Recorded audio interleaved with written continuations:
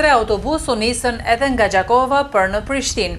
Krejt këta shkuan për t'ju bashkangjitur protestës që mbajt sot në kryeqytet. Klau Konjufca para nisjes i tha televizionit Syrivizion se do të jemi paqësor. Prej anës sonë është garantuar që protesta do t'jetë paqësore. Kjo është mëse e mjaftueshme që t'jetë ashtu. Por mos harrojmë që përgjegjësia është e dyanshme. Pushteti e ka për detyrë që përmes policisë ta garantojë një protestë të qetë dhe paqësore. Por ajo që kemi parë në protestat e fundit ka qenë fakti që policia është instrumentalizuar dhe është përdorur në funksion të arrestimit,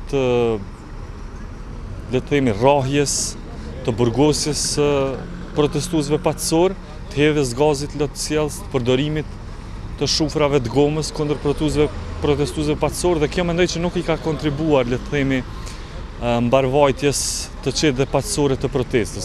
E nëse eskalon situata, kjo nuk varet nga ne, sepse janë pjesëtarët e policisë ata që mund ta mbajnë rregullin dhe qetësinë, shtoi Konjufca.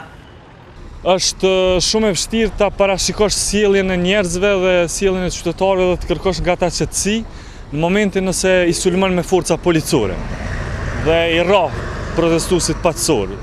Në momentin kur ata ose janë duke marshuar ose nëse u bllokon rrugën dhe u pamundson qarkullimin e lirë, që është njëra prej drejtave më demokratike në çdo shoqëri e garantuar me konventa ndërkombëtare.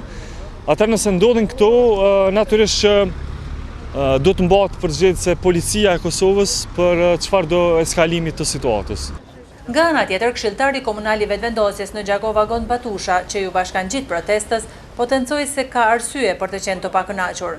Pra edhe Komuna e Gjakovës është mobilizuar, Qendra Lëvizje Vetëvendosje ka organizuar autobusat, nuk kanë bashkangjitur shumë pensionera dhe qytetarë thjeshtë që nuk i përkasin subjektit ton politik, por gjithsesi e përkrajnë iniciativën tonë për të protestuar për drejtat tona, për uljen e çmimit të energjisë elektrike, për çkapjen e shtetit në përgjithësi. Përndryshe, kjo ishte protesta e tretë organizuar nga partitë opozitare.